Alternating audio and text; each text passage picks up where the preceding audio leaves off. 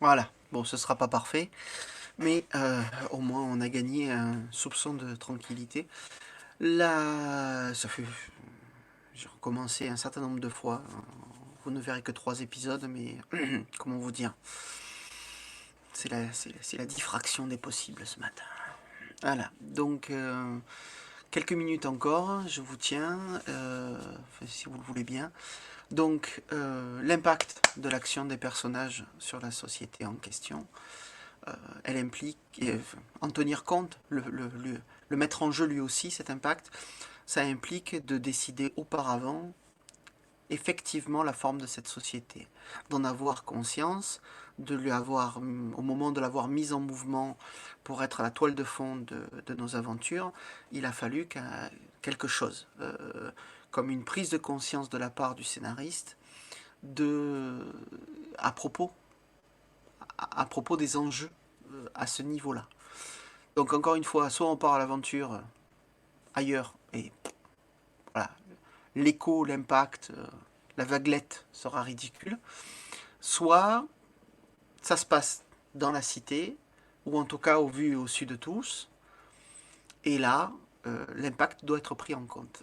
Et pour qu'il soit pris en compte, il faut que ces institutions, l'État, l'Église avec un grand E, l'armée ou les forces de l'ordre, etc., les gens qui gèrent au plus près du terrain, voilà, ces choses-là doivent être effectivement impersonnalisées. Il faut qu'il y ait des PNJ ou d'autres personnages ou des mécanismes narratifs qui permettent de répondre, de, de, que, que l'action des personnages fasse bouger pour de bon la membrane euh, sociétale, parce que sinon l'action des PJ n'est pas valorisée au sens scénaristique. Hein.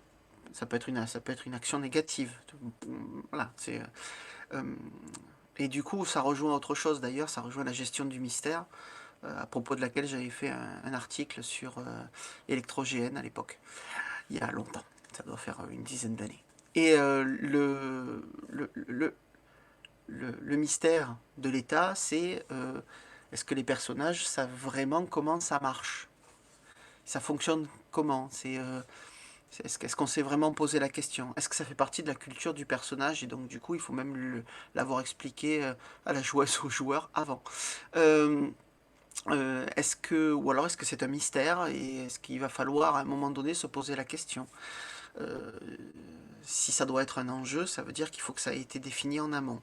Soit c'est déjà dans les pages du jeu que vous utilisez, soit il va falloir que vous l'écriviez vous-même, cher scénariste.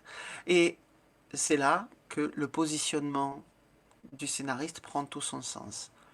Vous avez l'obligation de faire un choix politique dans la façon dont vous décrivez vos sociétés.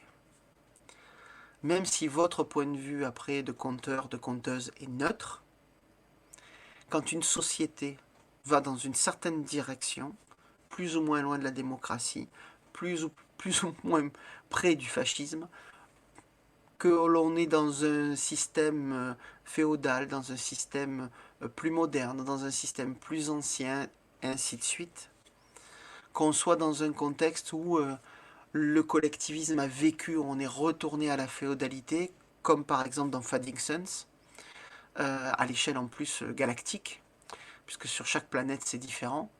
De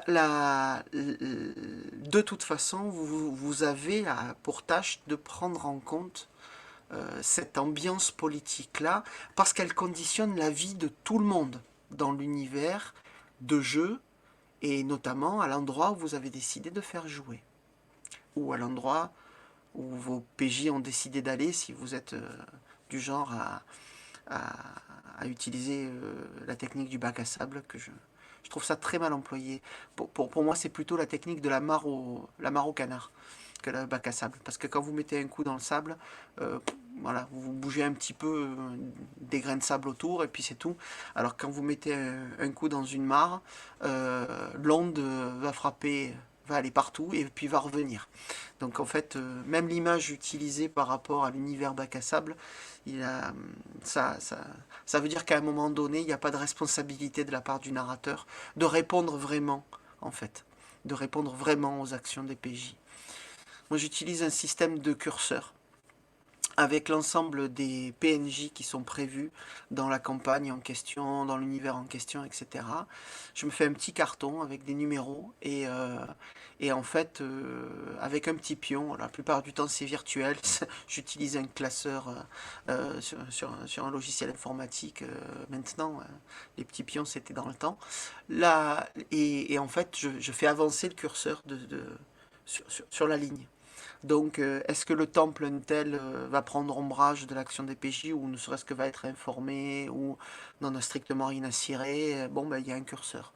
Est-ce que les forces en présence, qu'elles soient des mercenaires, une armée régulière, des sociétés secrètes adverses, plus ou moins militarisées, que ce soit une autre famille et qui peut prétendre au trône, enfin, vous voyez, les contextes sont infinis, donc les, les antagonistes et protagonistes, adjuvants et opposants sont infinis, c'est vous qui devez décider qui peut être déclenché, qui peut être concerné par l'action des PJ. Et c'est ça qui va invariablement rendre votre univers un peu plus réel, lui proposer, en faire un plus gros enjeu, en fait. Un plus gros enjeu, et être assez invariablement plus intéressant. Évidemment, rien d'élitiste dans mon propos. Si vous n'avez pas de joueurs que ça intéresse, c'est pas la peine. D'accord? Si vous appréciez de jouer dans des univers relativement restreints en termes de description, qui se concentrent sur ce qu'on va faire pendant la partie, l'aventure, et puis c'est tout. Il n'y a pas de légitimité meilleure d'un côté, de l'autre, on s'en fout. Chacun sa façon de s'amuser. Ma façon de kiffer mes propres scénarios, c'est de chercher à ne jamais être surpris par l'action de mes PJ. Et évidemment que euh, si ça arrive, ça se voit. Et c'est intéressant parce que ça crée une forme de plaisir particulier chez les joueurs d'ailleurs. C'est-à-dire, tiens, on a réussi à faire un truc qu'il n'avait pas prévu, et ça n'a pas l'air quand même spécialement déconnant par rapport au scénar. Ça fonctionne. Donc c'est intéressant parce que on peut pas se tromper en fait.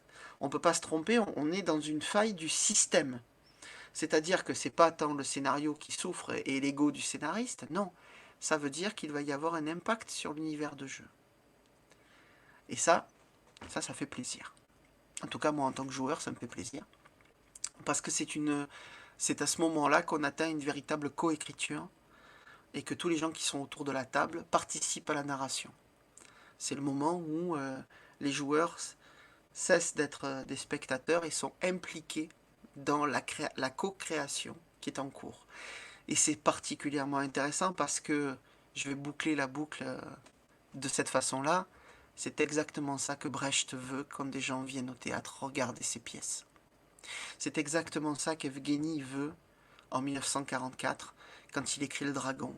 Il veut que des gens se décident à aller couper les 3 têtes du dragon eux-mêmes.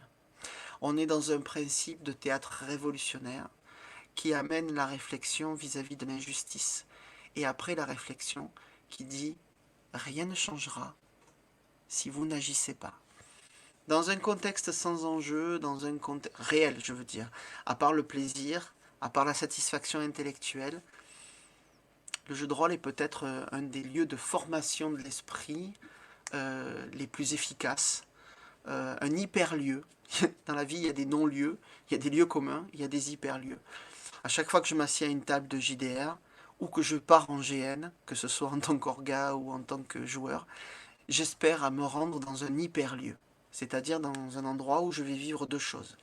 Je vais vivre ce que mon personnage va vivre, et je vais, moi, être à distance et le regarder faire. Une sorte de petite schizophrénie contrôlée, qui est la même que l'on attend de l'élève qui à l'école est en train d'apprendre quelque chose, quand on lui demande d'intégrer le professeur, de devenir adulte par rapport à son apprentissage.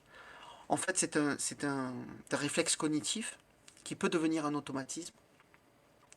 Les gens qui sont des apprenants efficaces, pour utiliser des mots du pédagogisme des années 70, les apprenants efficaces sont des gens qui arrivent à internaliser le formateur. Et en fait, quand on est en JDR et qu'on est en train de vivre une aventure par procuration, on est en train de se former à réagir à une situation donnée. Si la situation est parfaitement irréaliste, ça sert juste à s'amuser. Si la situation peut faire écho au monde réel, à ce moment-là, eh bien en plus, on est en train de s'instruire et de réfléchir. Voilà. Merci infiniment si vous avez regardé l'intégralité de cet enregistrement.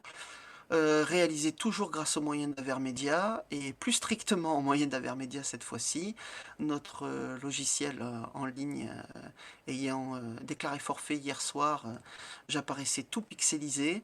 Du coup, voilà, j'ai rompu avec mon habitude, je me suis adapté. Je déteste le format enregistré, mais voilà, je m'y suis mis parce que je pensais que ce que je voulais dire hier soir était important. Alors du coup, c'est encore plus abouti là en vidéo.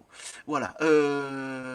Encore une fois, vous avez des questions, vous avez envie d'en rediscuter, vous avez envie de venir dans l'émission Rêve de jeu pour en parler à nouveau ou pour discuter de ces techniques, mes petits curseurs pour déclencher les PNJ.